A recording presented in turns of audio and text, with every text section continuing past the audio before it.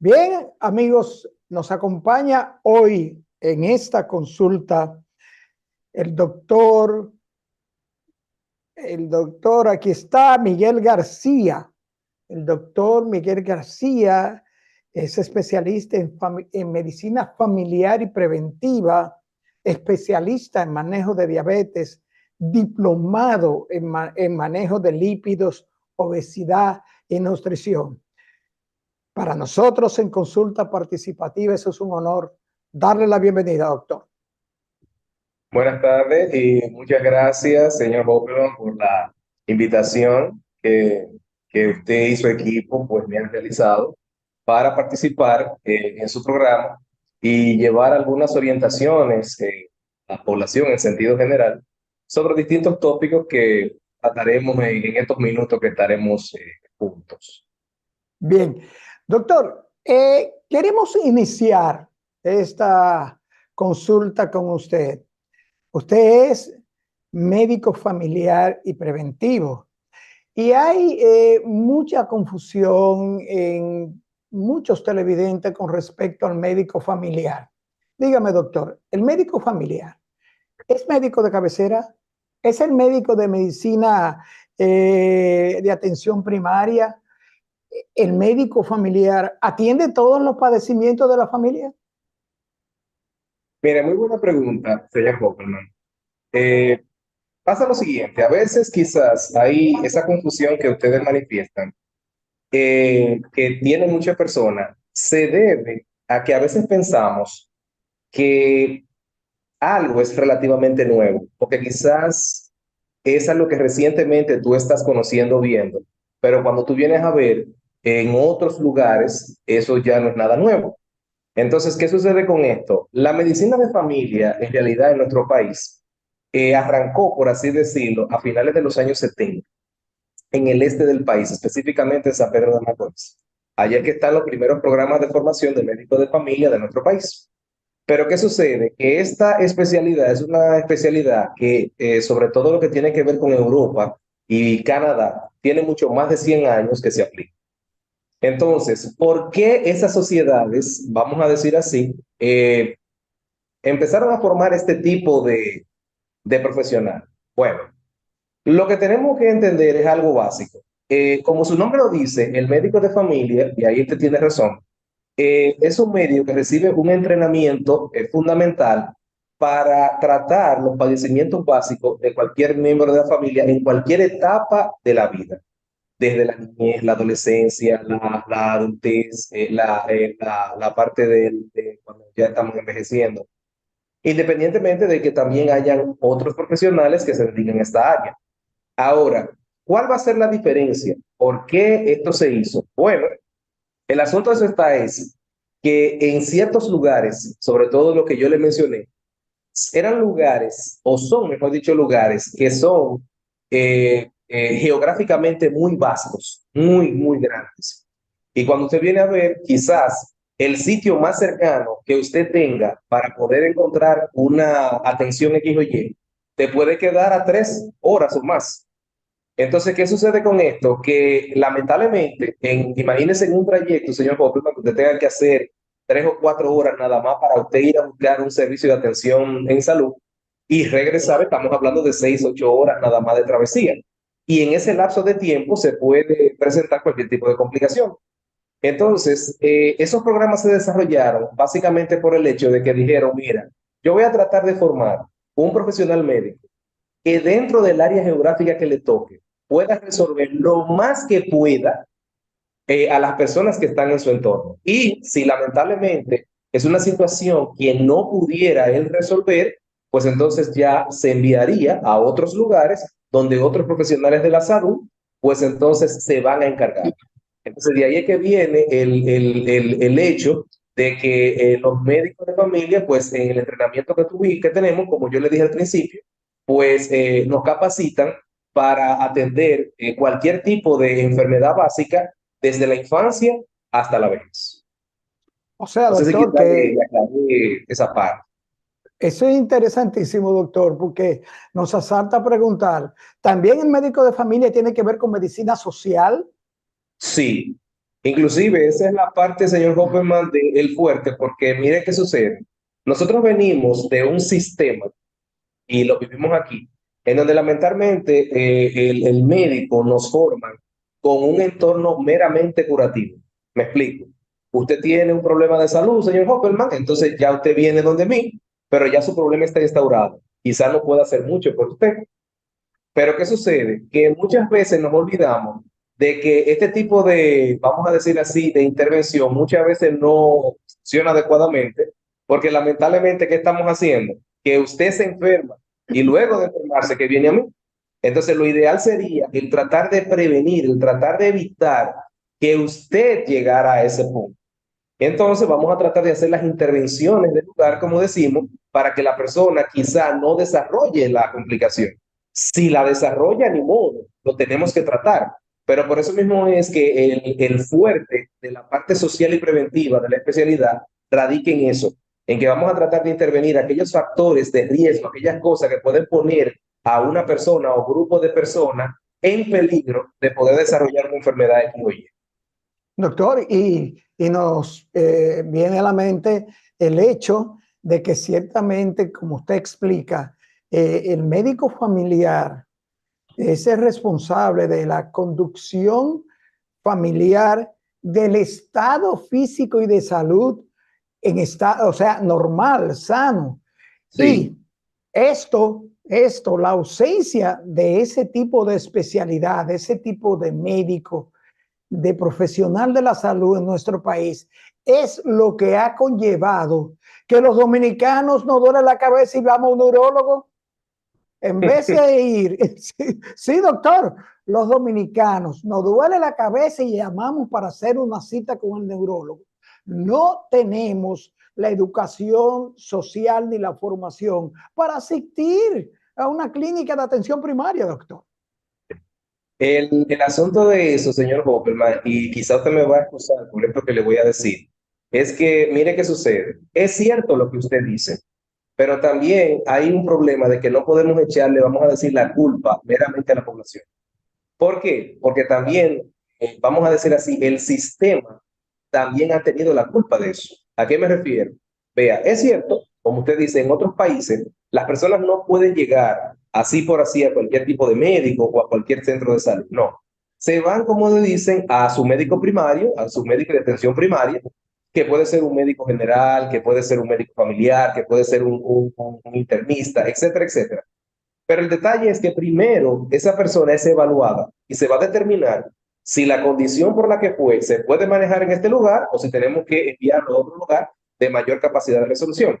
El detalle de países como el nuestro, señor Hopperman, es que, por ejemplo, en los centros de primer nivel, en los centros de atención primaria, muchas veces no se tiene el equipo o no se tiene el personal o no se tiene a veces el mínimo de recursos necesarios para entonces usted poder tratar esa dolencia que esa persona tiene. Entonces, para que usted más o menos entienda la realidad de que le quiero hablar, si usted va a un centro de atención primaria de países de los que yo menciono, de Europa, de Canadá, de Estados Unidos, ¿qué usted va a notar? Que usted puede tener en un mismo centro de atención primaria servicios de laboratorio, puede que tenga servicios de imágenes simples, que usted tenga sonografía, que usted tenga unos rayos X, que usted le puedan hacer un electrocardiograma, aparte de la consulta, claro está. Pero si usted se traslada a los puntos de cualquier lugar de nuestro país, usted se va a dar cuenta que esas cosas que yo le estoy mencionando es prácticamente una utopía, señor Hoffman, porque usted es muy poco lo que va a ver de eso. Entonces, ¿qué pasa? Que ya la población que vive en un lugar X o y sabe que si yo voy a tal sitio, ahí, como decimos popularmente, no hay nada para qué resolverme, entonces, ¿qué es lo que hago? Que entonces, por eso que usted ve que van directamente a centros de segundo, de tercer nivel, centros complejos, como se le dice, buscando esa atención que quizá pudo haberse resuelto en un centro de primer nivel. Sí, doctor, y es uno de los, para mí, a nuestro juicio, de los baches que tiene la ley 8701. Esto, las ARS, el sistema de salud, debería estar conteste y preocuparse por un asunto económico y por un asunto de salud colectiva, de que los centros de atención primaria, primero, son muy pocos. son muy pocos. Y segundo, de que, como usted señala, los centros de atención primaria tengan los equipos, tengan las herramientas necesarias para atender al paciente.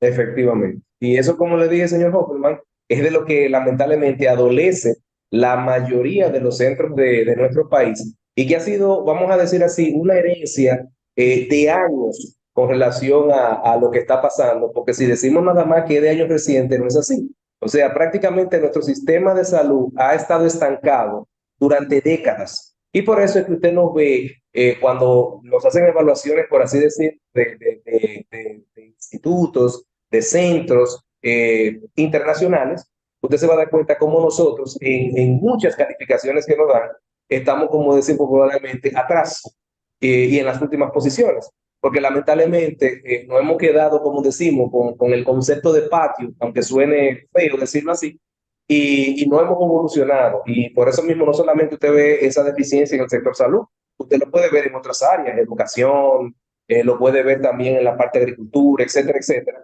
Porque como le dije, tenemos unos sistemas que prácticamente no han variado mucho desde los gobiernos de Trujillo o Balaguer. Doctor, en la familia hay dos miembros y por nuestra conformación social, los estatus económicos de nuestro país, en la familia puede haber 3, 4, 5 miembros, pero siempre habrá o un niño o una embarazada y o casi siempre el envejeciente. ¿Cuán importante es la medicina familiar en estos dos miembros de la familia, en el niño y en el envejeciente? Muy buena pregunta. Como le dije al principio, señor Hoffman, básicamente dentro de la parte del campo de la medicina familiar, nosotros estamos más dedicados a lo que es sobre todo la parte de evitar enfermedades. Y si llegó, pues nada, manejarlo.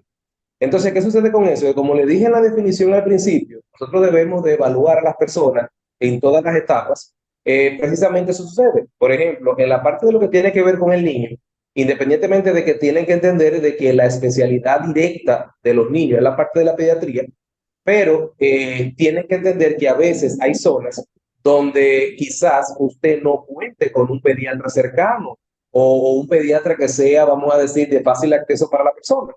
Entonces, ¿qué sucede con esto? Que el asunto está en que tenemos que asegurar que la persona, si le queda un centro de atención primaria, el médico que lo esté atendiendo, independientemente del médico que sea, tiene que tener los conocimientos básicos para saber cuál es el tipo de nutrición que ese niño idealmente debe de consumir, cómo está el crecimiento de ese niño en relación a lo que es su tamaño, su peso, procurar, porque todas las vacunas para prevenir enfermedades X o Y pues estén bajo el esquema en el tiempo que le corresponde, porque eso va a garantizar que el crecimiento y desarrollo de ese individuo pues sea lo mejor posible.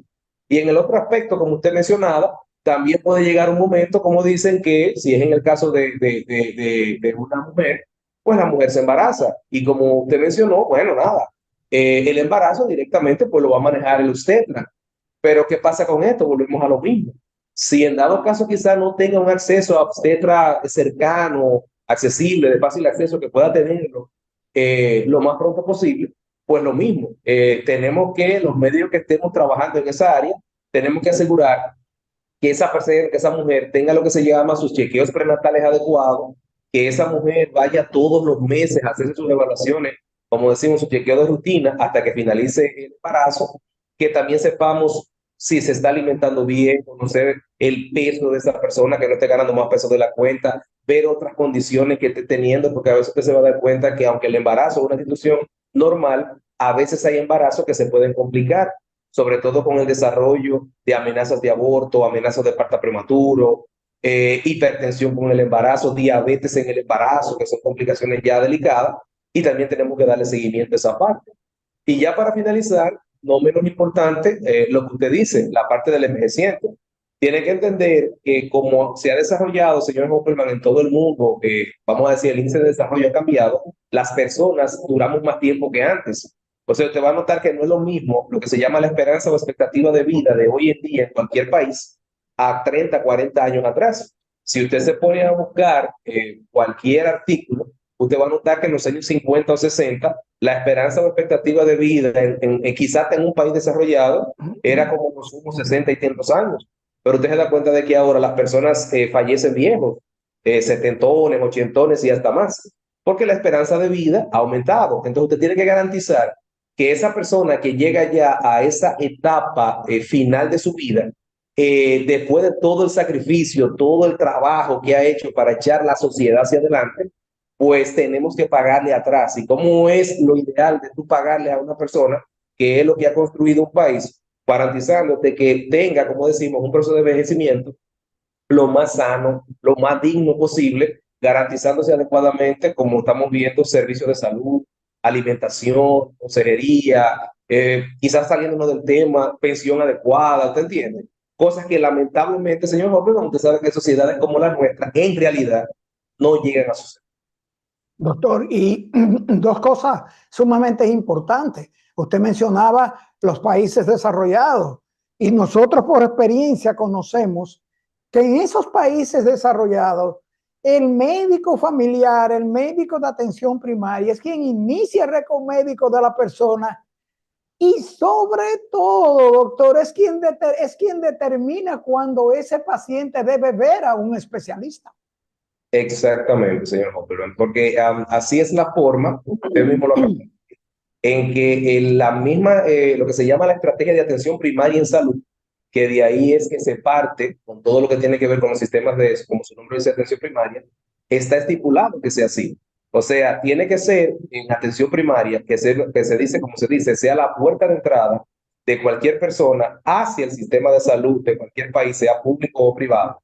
Entonces, como usted dice, después que en atención primaria evaluemos a la persona por el motivo por el cual llegó, entonces vamos a determinar si esa persona en ese lugar nosotros podemos resolverle su condición de salud o si determina, como usted acaba de decir, que quizás el sitio no es adecuado para usted resolver la situación de salud. Entonces ahí es que nosotros vamos a referir no solamente a otro centro de mayor complejidad, sino que también directamente lo ponemos en comunicación con el especialista que debería de manejar esa persona que ya yo sé que no podemos manejarlo desde un primer nivel.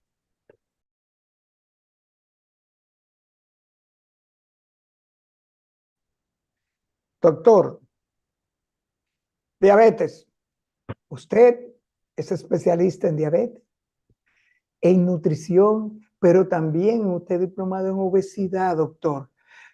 Dígame, doctor, la diabetes y la obesidad, ¿cuál es la relación diabetes-obesidad? Enorme, señor Hopper. Mire qué sucede. El detalle de esto está en que tenemos que entender algo, cosas que la mayoría de personas conocen. Miren, eh, no todas las diabetes son iguales. Por eso es que hay diferentes tipos de clasificaciones que muchas veces la gente ha escuchado. El asunto que hay que diabetes tipo 1, que 2, que esto. Hay más, pero básicamente lo que te abarcan el 90-95% de todas las diabetes del mundo, pues abarcan esos dos grupos, la 1 y la 2. Entonces, ¿cuál es el detalle? Que entre las dos que yo le mencioné, la más común en todo el mundo es lo que tiene que ver con lo que se llama la diabetes tipo 2 o lo que anteriormente se le llamaba la diabetes del adulto. Entonces, ¿cuál es el problema con el asunto de la diabetes tipo 2, como le dije, que es la más común del mundo? Que mire qué sucede. El detalle es que toda enfermedad, no importa la que sea, está asociada a lo que se llama factores de riesgo. El hecho de que usted ha oído, por ejemplo, del factor herencia, del fumar, del no hacer ejercicio, del hacer una dieta inadecuada, todas esas cosas. Pero está científicamente comprobado, señor Opperman, que el factor principal para una persona desarrollar diabetes TOP es el sobrepeso y la obesidad. Entonces, ¿por qué es que eso se ha comprobado?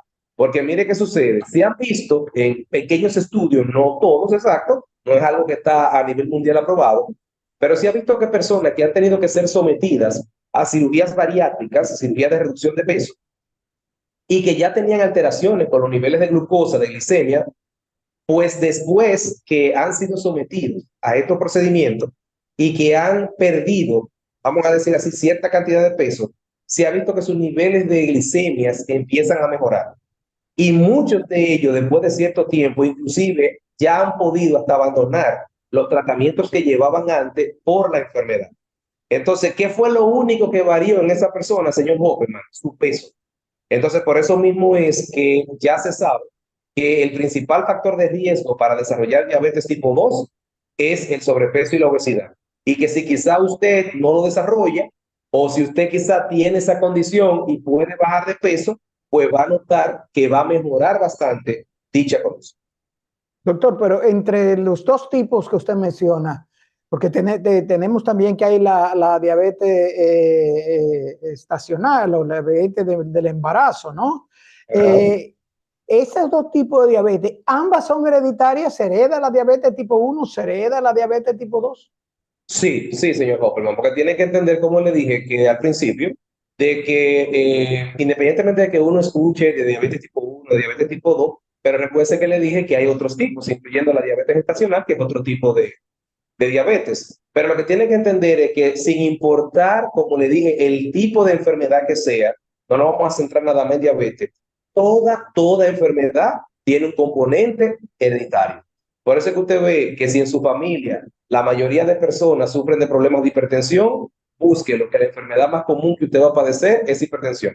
Si en su familia hay antecedentes de cáncer, búsquelo, que en algún momento alguien de la familia puede desarrollar un cáncer de lo que sea. Entonces, toda enfermedad sí se asocia a factores de riesgo, como lo es la herencia o genética, como se le conoce técnicamente. Doctor, ¿cuál es la alarma para una persona? ¿Qué le dice a una persona que puede estar padeciendo diabetes, sea tipo 1, tipo 2? Perfecto. Mire, el problema, señor Hopperman, de las enfermedades, como yo le digo, comúnmente malas, es que muchas veces ellas son asintomáticas.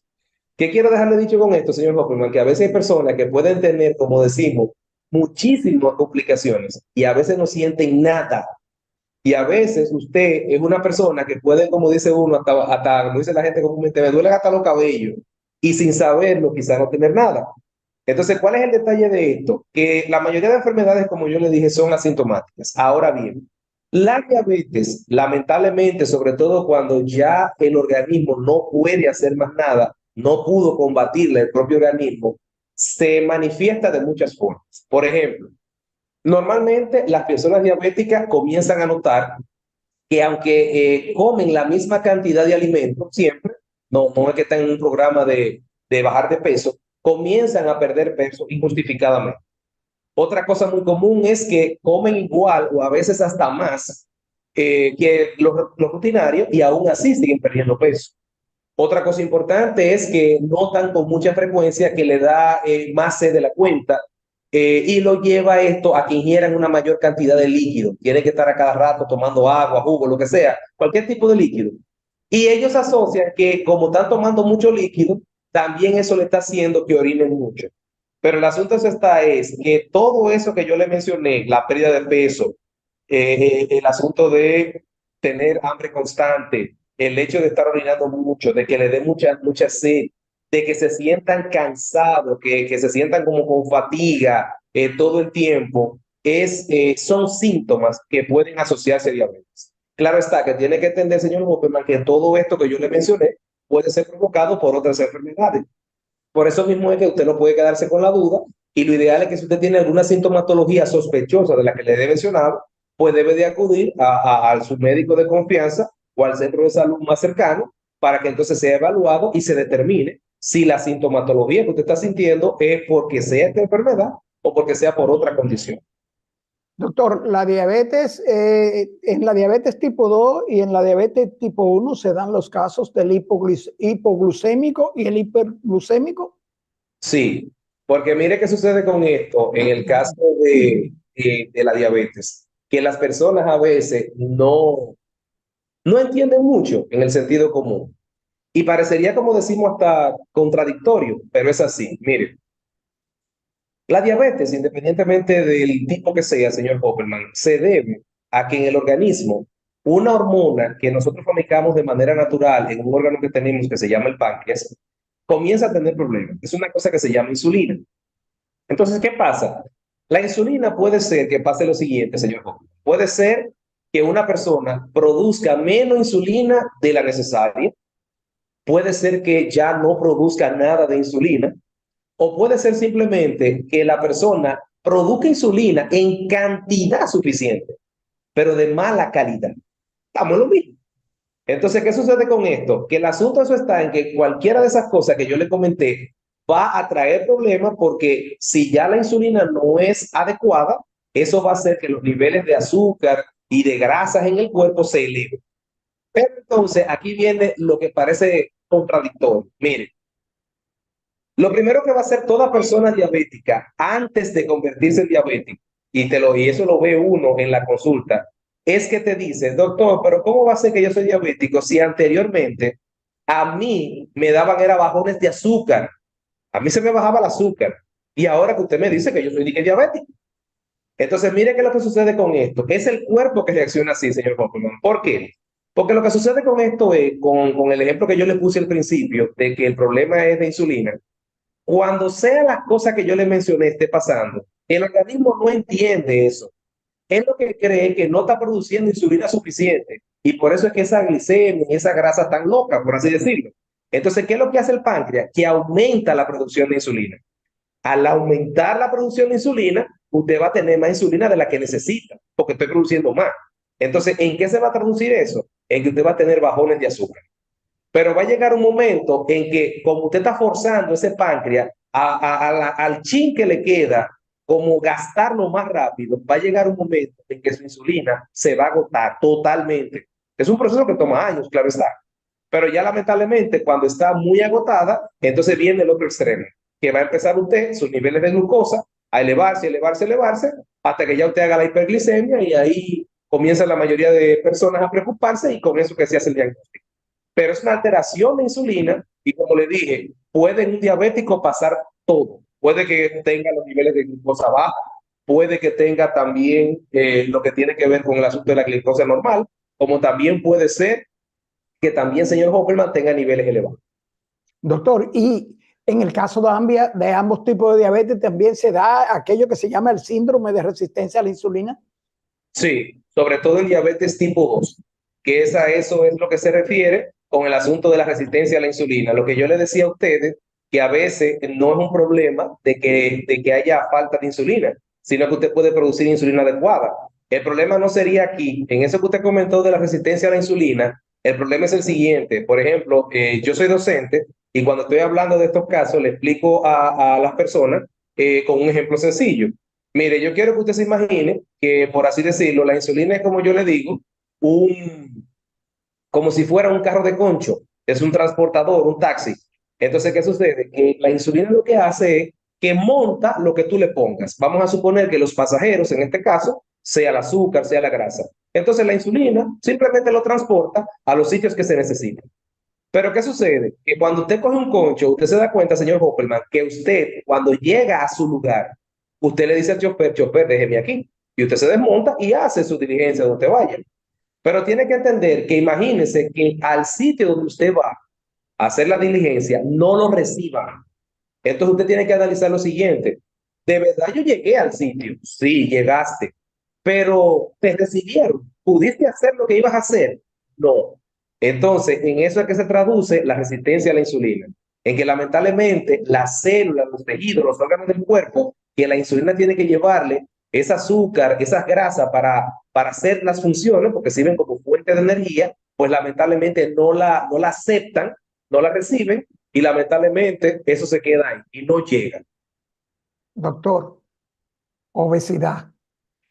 ¿Qué hacer? ¿Cuáles son los tipos de obesidad? Porque como usted dijo, la obesidad es uno de los factores responsables del surgimiento de la diabetes. La obesidad, nutrición. ¿Qué hacer, doctor? Bueno, señor Hoffman, miren lo que te voy a decir. Ahí como que estamos un poquito como encima, porque miren, el detalle que usted se da cuenta, señor Hoffman, que nosotros empezamos como quizá la mayoría de la población a escuchar el término pandemia cuando nos vimos hace 4 años con el asunto del COVID, porque nos llegó de golpe. Pero lo que mucha gente no entiende, señor Hoffman, es que hace muchos años nosotros tenemos otras pandemias. Mire, la hipertensión es una pandemia, la diabetes es una pandemia, el cáncer es una pandemia, pues también la obesidad lo es. Porque tiene que entender que una pandemia no es más que una enfermedad que está en todos los lugares del mundo, así de sencillo. y que también excede el número de casos, vamos a decir así, esperados para un tiempo determinado. Entonces, ¿qué pasa con la obesidad, señor Hoffman? Mire, hasta el año 2021, que es la última estimación que tiene la Organización Mundial de la Salud, mire, en el mundo habían más de 300 millones de personas con obesidad diagnosticadas, pero tenían casi 500 millones de personas con sobrepeso. Entonces, si usted suma el sobrepeso y la obesidad, estamos hablando de que para esa época había más de 800 personas, 800 millones de personas, perdón, en el mundo que tenían problemas de peso encima de lo ideal.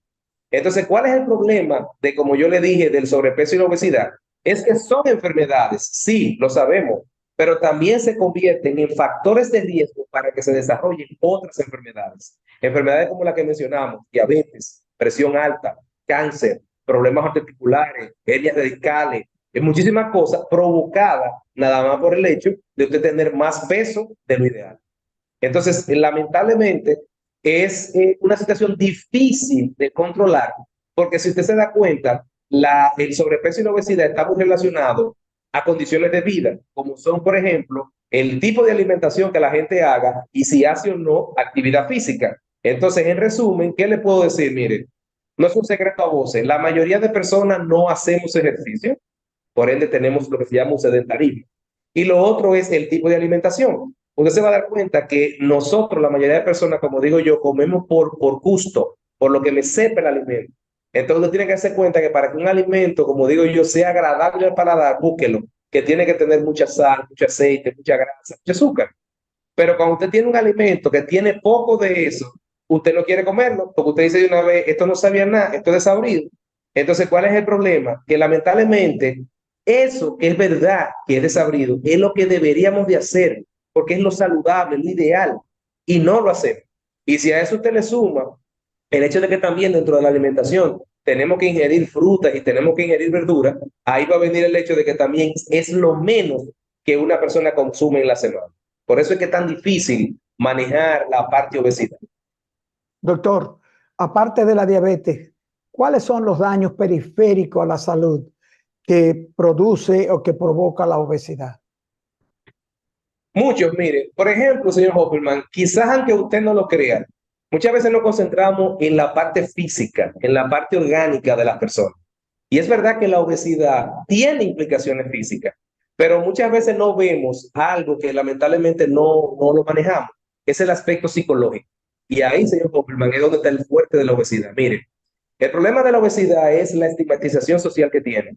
Usted se va a dar cuenta que una persona muy obesa muchas veces se siente mal porque se nota que es un objetivo de burlas, de coquilleo, de hablar por detrás de esa persona, precisamente por eso, porque usted se da cuenta de que las sociedades lamentablemente no somos tolerantes con ese tipo de situación y muchas veces nos burlamos de esa persona. Y entonces tú te das cuenta que en la vida cotidiana, cositas que parecen desapercibidas no hacen que el obeso se sienta bien.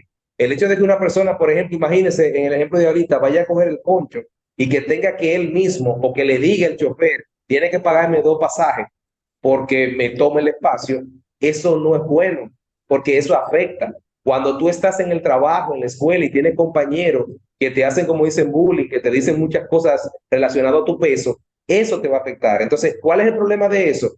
Que muchas veces las personas obesas no buscan ayuda, callan eso y cómo manifiestan ese estado de depresión y ansiedad comiendo más.